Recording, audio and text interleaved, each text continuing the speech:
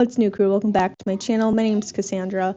Today I have a what's for dinner video for you, and I think this is a really interesting combination of meals just because we do work all spring, summer, and fall long in the garden, growing, harvesting, and preserving things to go ahead and eat all year long.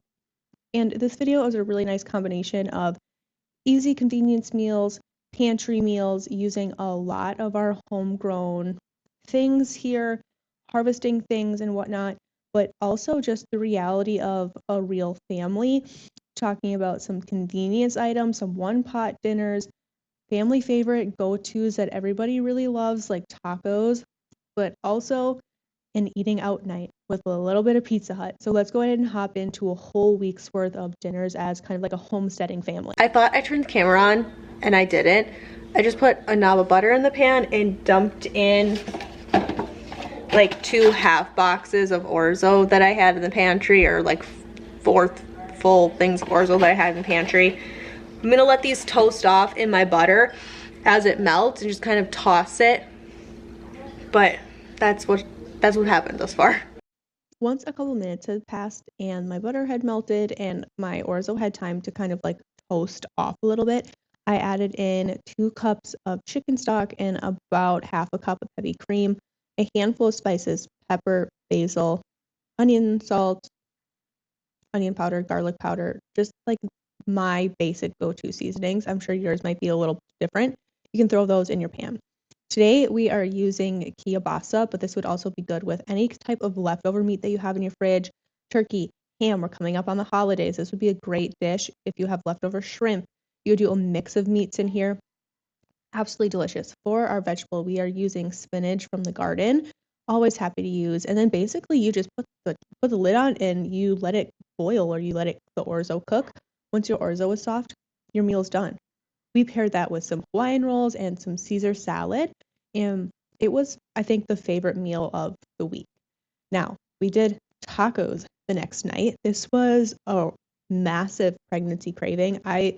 I usually don't get really intense pregnancy cravings. This pregnancy has been a whole different ballgame for me, and I wanted a really deluxe, like taco supreme style taco. So we did shallots from the garden. With all of the toppings, I put tater tots in the oven, and these were like our full-blown just home tacos. Delicious. I loved it. It's been a couple days since we had our tacos. These are our leftovers here. I pulled out some mini tortillas from the pantry I had left over from last month. Broke out my cast iron pans. We were just going, I know they're in need of a little bit of service. I'm gonna do that tomorrow after I use them today.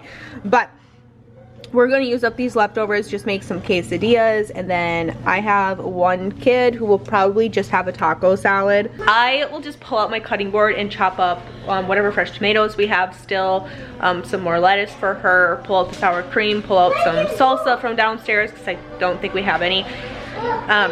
If I would have been more on it, I would have made some Mexican rice as well, but that's okay, it's not that big of a deal. I could potentially still put it in my Instant Pot, but I think tonight we're just gonna skip it. Or I will pull out a bag of tortilla chips and we'll make nachos or something. But the plan for tonight is basically, I don't care what variation people have, we're just going to use up the leftover taco things. That way they don't go bad. If these weren't used up by today, I would just put it in a Ziploc bag and put it in the freezer as taco meat, and then just pull it out and thaw it out as needed to make really quick nachos or really quick quesadillas. So that's what we're gonna do tonight. These are some of my favorite, like, just really quick, easy dinners. And it's great to use up all those leftovers. I love to use it with any kind of meat. Sometimes I'll just put in like our leftover meat with some sauteed peppers and onions, and that makes a really good quesadilla filling as well. So you can get creative. And hey baby. Hello. There's also absolutely nothing wrong with a plain cheese quesadilla. That can be delicious too. Hey baby.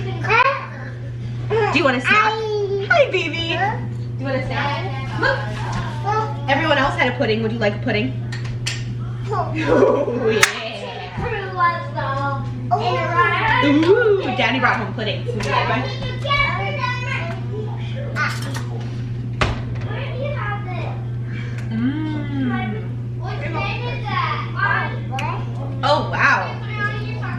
just gonna take some of our leftover tater tots here, and we're just gonna crumble them in because they're not gonna reheat very well. Like, you know, they're never gonna be crispy again. So we're gonna put those in there.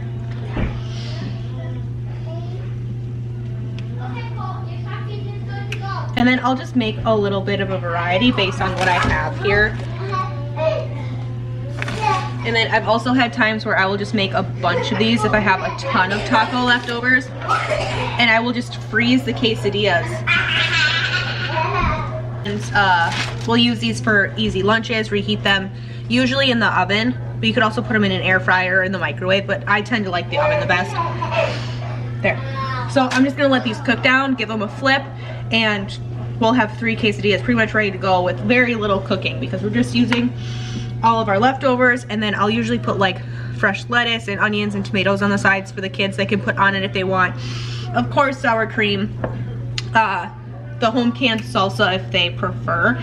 And I might actually bring up a jar of corn relish from the basement because that would be really good on top of these as well. So we'll see what everybody ends up wanting. But I'm gonna prep stuff for our taco salad eater while these are kind of doing their thing here. People love to ask me, do you guys eat out? And we do, but the thing is, it's not super convenient for us to eat out. So it's something we usually plan for just because we live further away from town. So by the time we order the food, go pick up the food and bring it home because they don't deliver for us because we live too far out, it's over an hour. So a lot of times it's just more convenient to cook. But this night we did Pizza Hut. This dinner is using a lot of Homestead items, but it's also quick and easy. And I think this can show how you can live a self-sustaining lifestyle and cook from scratch, quote unquote, without having to do a ton of work. So we're taking some of our homegrown potatoes here. These are Adirondack Red and Adirondack Blues. Our reds are obviously the ones with white skin, and our blues are the ones that look a little bit more purple. I know that's a little confusing, but that's how they are. We're going to take some of our homegrown shallots here. We're going to put those in a saute pan with a little bit of butter and your go-to seasonings. I like to keep it simple, just seasoned salt and a little bit of pepper, just so you really get that potato. These are homegrown potatoes. They're delicious on their own, so I just want to enhance the flavor that's already here. We're going to put the top on it, low and slow, low heat, just let it go. We're going to do the same method with some carrots here. These are not homegrown. These are just store-bought baby carrots, but some butter, baby carrots in a pan, put the top on, once again, low and slow. This is store-bought chicken. We're going to hit it with some pepper, a little bit of seasoned salt, a little bit of onion powder. We're going to put those in the oven basically until they're almost done. We're going to hit them with some home canned barbecue sauce, store-bought peas, and this is our beautiful Homestead kind of pantry-made dinner using pantry-made barbecue sauce, potatoes, the shallots. I could have used homegrown carrots here, but lots of great. Thank you guys so much for taking time to hang out with me today, talking about kind of a whole week's worth of these like homestead-esque dinners with just a reality of family life and things like that. I hope you guys are having a great day wherever you are, and I'll see you guys in another